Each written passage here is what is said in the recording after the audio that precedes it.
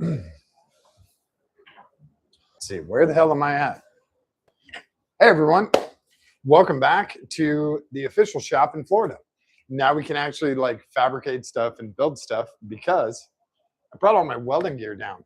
So I'm sorry I missed you guys when I was up in Ohio. I had a ton of stuff going on. I had all the stuff that I had to clear out of the shop, load up the trailer, drive 1,100 miles, just having the truck beat the shit out of me the whole way there. And the whole way back, it was even worse on the way back with the U-Haul trailer that I might have overloaded a little, maybe just a little bit by 500 pounds or so. Anyway, I have a whole bunch of stuff I got here. I got a bunch of my musical equipment, which is a whole other part of my life. And then I got a whole bunch of the car stuff and sort of split it on this load. The next load will be the super big one. That'll be two really big, huge trucks. That'll be full of everything from the shop in Ohio and lifts and you know, all the tools, all the supplies, all of that stuff. It'll basically be the shop in Ohio, basically be a shed with lights. But that's okay because we're going to have the shop here in Florida. So it's basically going to be the same thing.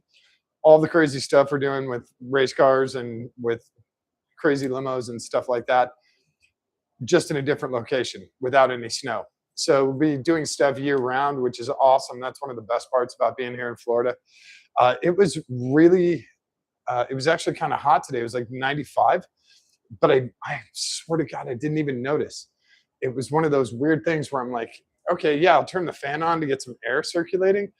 But it was more like circulating air than like roasting and just sweating. It was a really beautiful day here.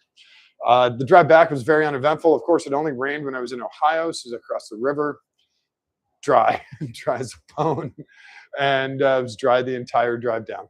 So, yeah, everything got here safely. Some of the pictures that I brought that my mom left me when she passed, I thought for sure the glass was going to break just because the roads are so terrible up there. And I tried all the padding.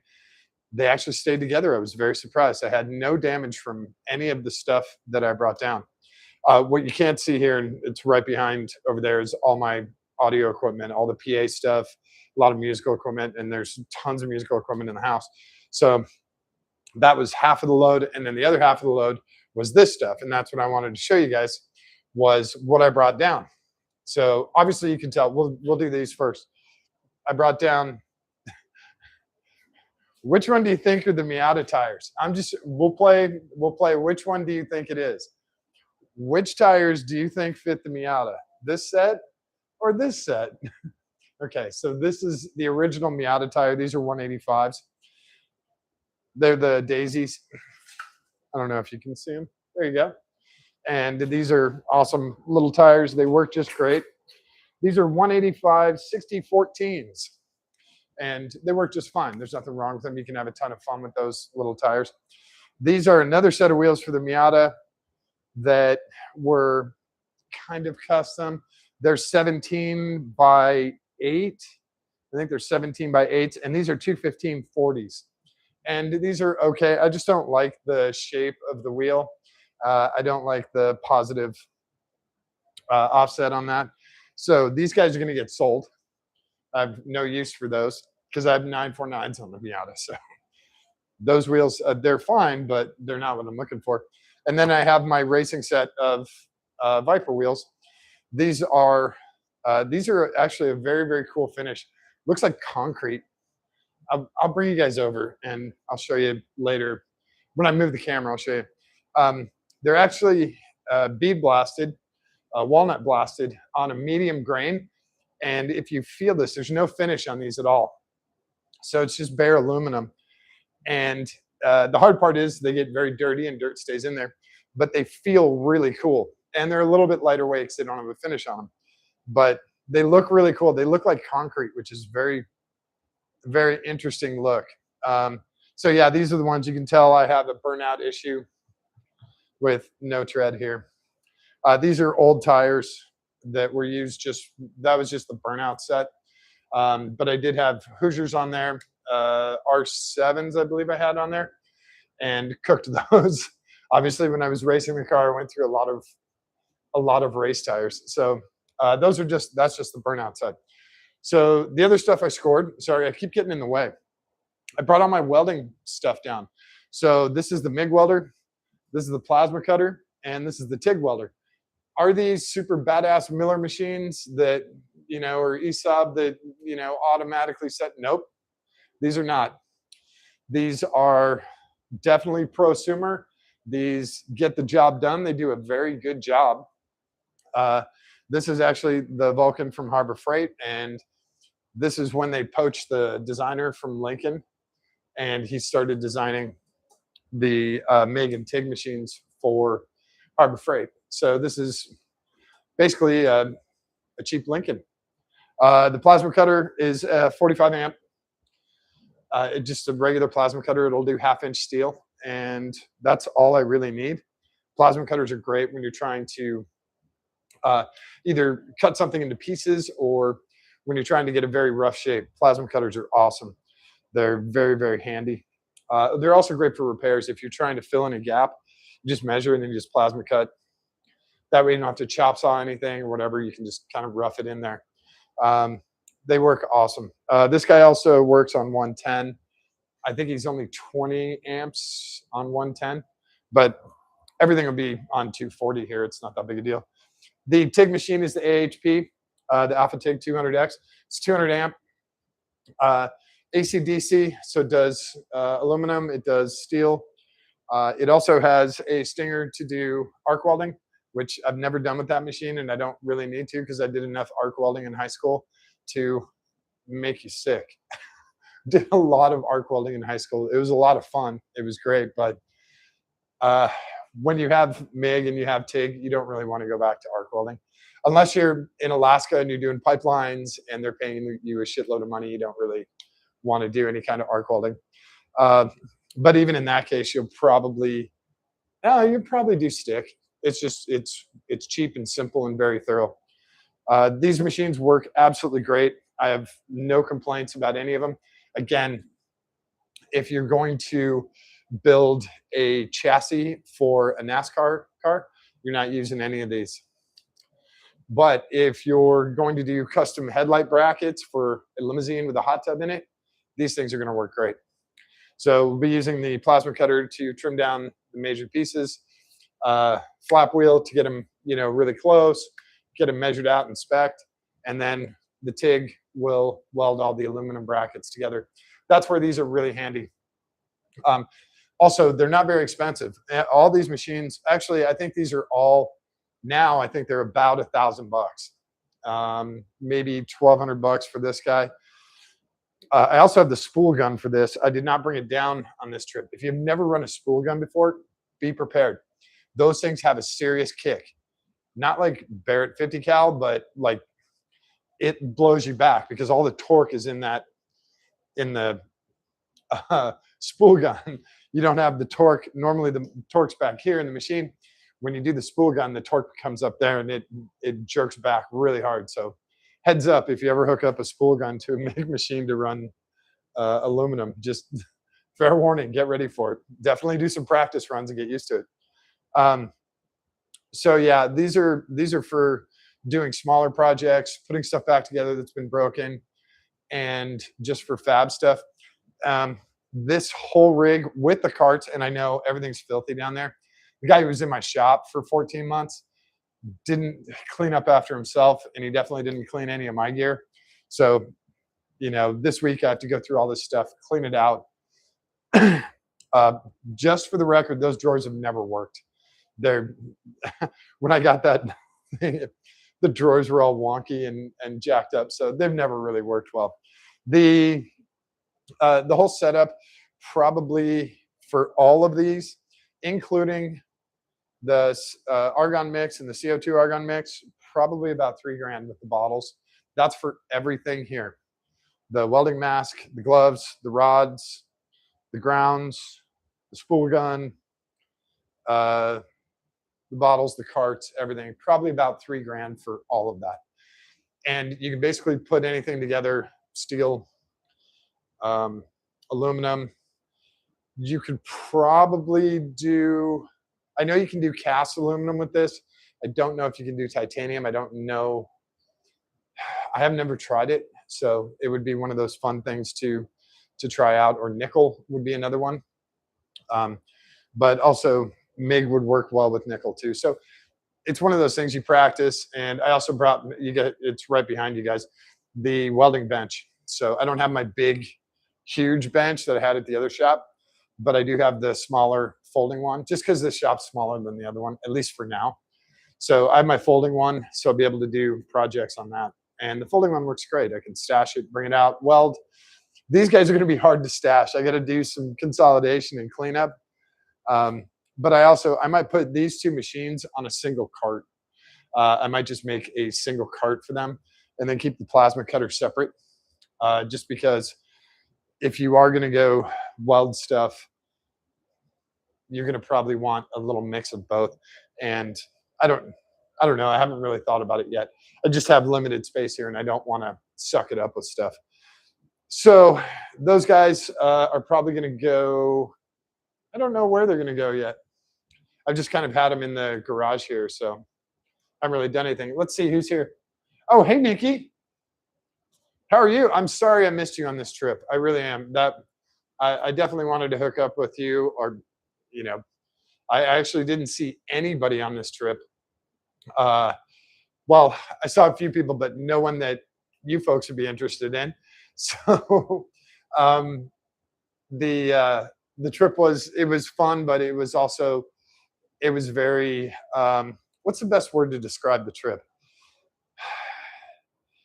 It was rigorous, necessary, and not fun. There was no fun involved. That's why I didn't live stream from my shop there, because what I was doing was packing gear up. So it was rigorous and necessary. That's probably the best way to put that. And also, if it makes you feel better, it was about $450 in diesel up there, and it was about $500 in diesel back. It was over 2,300 miles in total. About all the driving I did in the last week, probably close to 3,000 miles. So yeah, it's the truck's going to get an oil change when I get back from Tail of the Dragon, because in, what is it, 12 or 13 days, going to Tail of the Dragon with the Viper guys. And so the truck's going to get another work. Honestly, I don't want to see the truck for like 3 or 4 days. I'm tired of being in the truck. It's doing a 17-hour shot straight through. It makes you not want to be in a vehicle. But I'm happy to have the gear here. I'm really happy to have my musical stuff here. If you guys watch my stuff on Facebook or Instagram, you'll see I'll bring some of the guitars out tomorrow. I just want to get them cleaned up a little bit and in tune. And I also need to trim my fingernails and maybe practice a little bit. I haven't played in a couple of weeks, so I might do a little warm up. And so you guys will see that on Facebook, Instagram, and the other YouTube channel here. The other fun part, like I've talked about, putting together the headlight.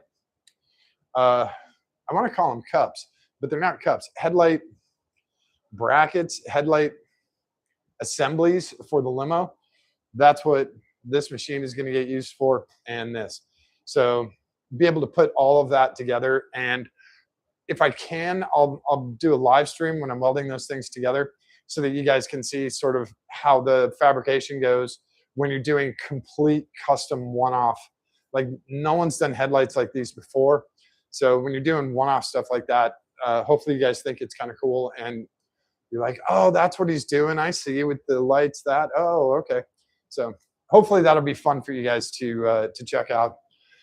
You can also watch me, screw up and, got to cut out the crap one and put in the good one. And I did bring some tools down. I got some air tools that are, where are they? They're in a box right there. I got some air tools that I really needed, and brought some batteries down for all the other stuff, and some pliers and picks and little miscellaneous stuff that I've really missed having in the toolbox. And God, it was so nice to have my gigantic toolbox for a couple of days, just to be able to pick stuff out. Oh, I missed that thing.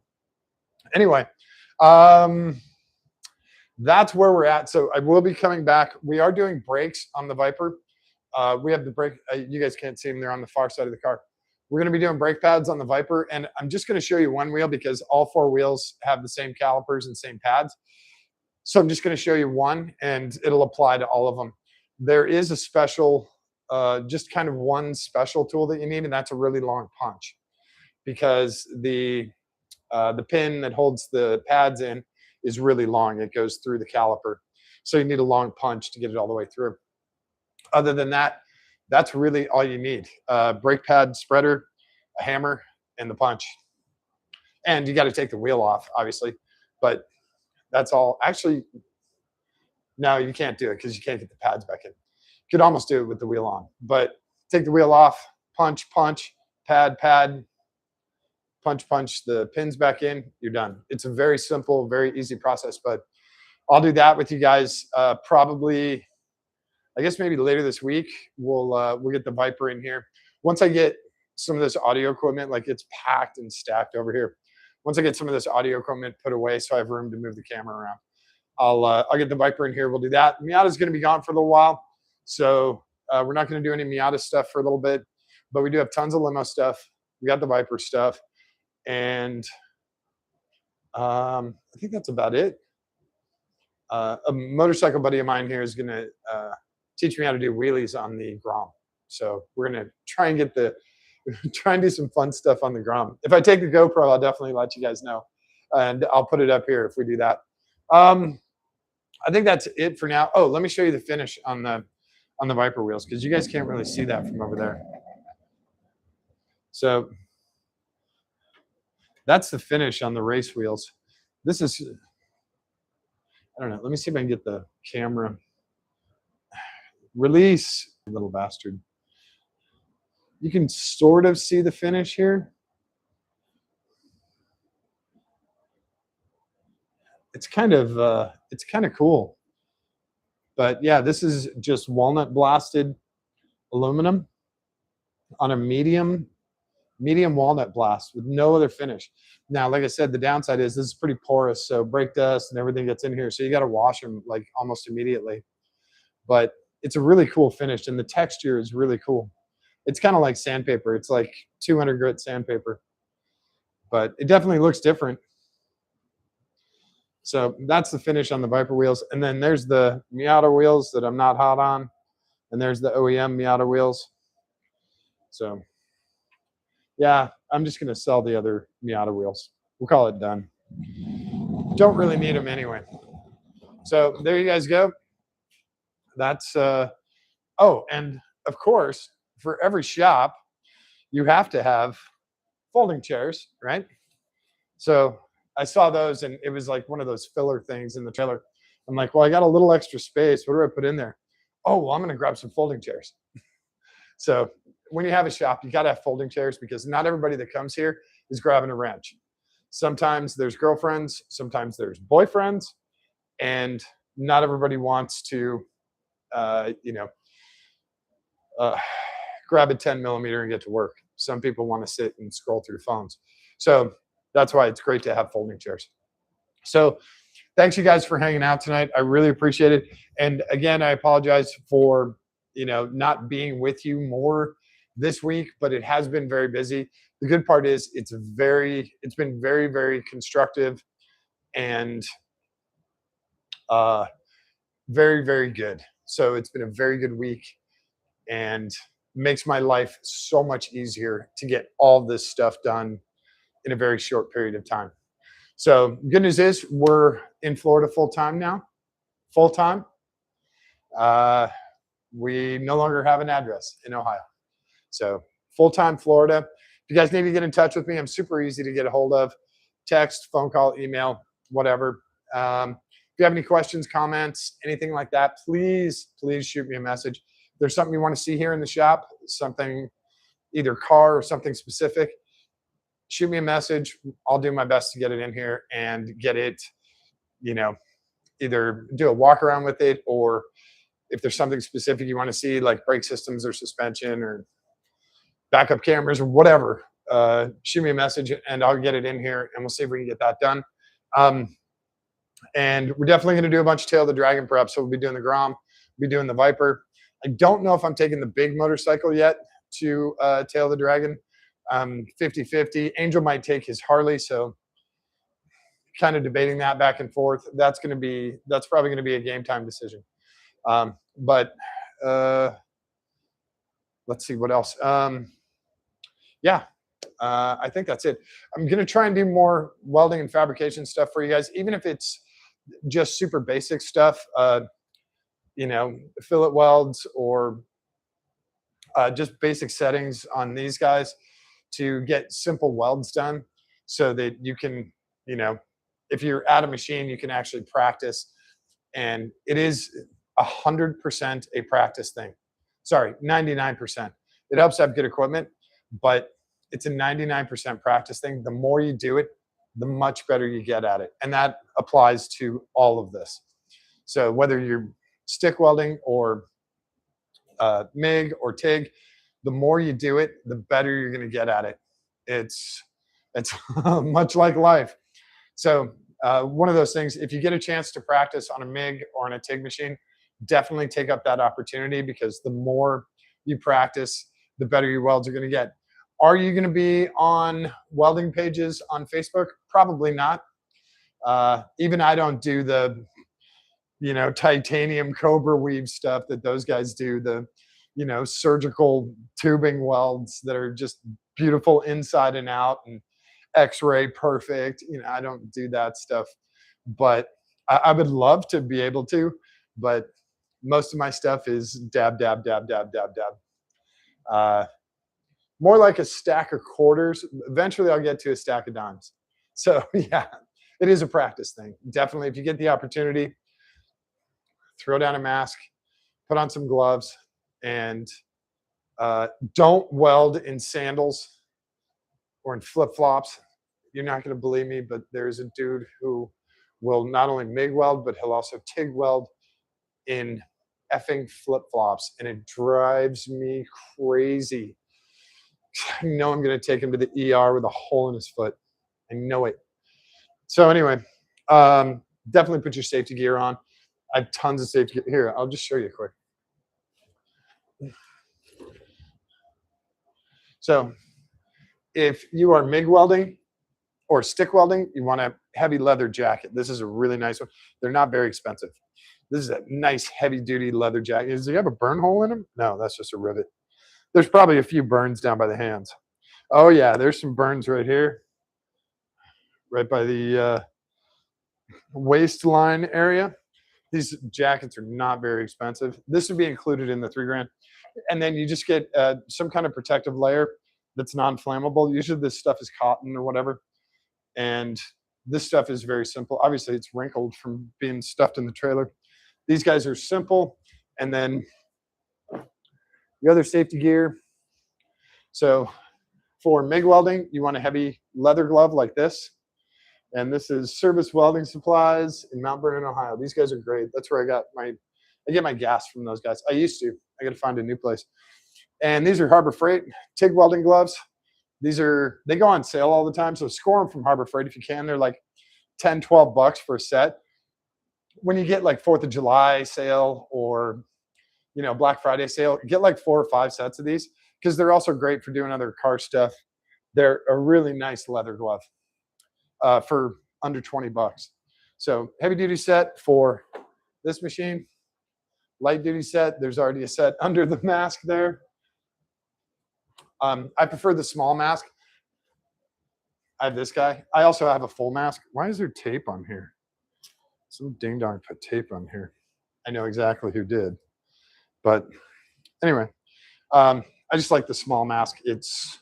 Most of the stuff I'm doing is very quick. You can also get the full hood, and I have a couple of those too. I just didn't bring them down this time. This one auto darkens, and you can set it up for grinding too, so it'll lighten up when you're grinding. But yeah, here's the other set of gloves. That's it. The safety gear is really important because you can get burned really bad. Not so much from your weld, but from the stuff coming off. If you're doing flux core or anything, the sparks that come off, they can come in and they can burn your hand. I got plenty of burns from them. So yeah, safety stuff, simple safety stuff. So yeah, that's it for tonight. I appreciate you guys hanging out. If there's something you want to see regarding welding or the cars, trucks, whatever, I saw a really kick-ass first-gen Bronco today. Beautiful orange, like creamsicle orange, had really cool 70s orange graphic, a rally stripe on the side. I was driving, so I couldn't read what it said, but it was super cool. Really nice wheels, not overdone, not obnoxious, just super classy. Looked really great. So yeah, trucks, cars, motorcycle stuff. We've done, oil changes on the Honda. We've done some stuff on the Grom. So, oh, and I did get the rest of the Grom graphics, so I could finish my Marc Marquez theme on there. I forgot that I had left him in Ohio. So yeah, we're gonna keep going and doing tons of stuff. I'm gonna try and get back to you guys later this week. We'll do the Viper brake pads, get them set. I also have another set of rotors for the Viper. So when I burn out these rotors at Tail of the Dragon, I can put on the new rotors, and I'll show you guys how to do that. I think that's about it. Hopefully you guys are having an awesome night. Hopefully it's really nice wherever you're at. And hopefully you can still hear me with the fan going. I didn't realize that I left the fan on. But yeah, that's about it for tonight. So thanks everyone for hanging out, and thanks for the new subscribers. I saw there were a few new subscribers. Thank you guys very much, and gals. If there's something you guys want to see, definitely shoot me a message. Let me know. Try and do everything here. So I will catch you guys later this week. We'll be doing a lot of cool stuff. Like I said, I got to do a ton of cleanup on the audio gear. Cleanup, obviously, on this stuff. Super dusty. So we'll come back and we'll do a lot more fun stuff. I appreciate you guys hanging out tonight. You guys are fantastic. I don't get paid for any of this, so when you guys say you like it and the subscribers show up, that makes me feel real good. That's my payoff. So thank you guys very much. Don't forget to show someone that you love them today. Give them a kiss on the cheek. Give them a kiss on the tip of their nose. Hold their hand. Give it a squeeze. It's really important for them. But it's far more important for you. All right. Thanks, everyone. I will catch you later this week. All right. Have an awesome day. Cool. Or night, whatever it is. Is it nighttime? Yeah, it's nighttime. Those are big ass tires.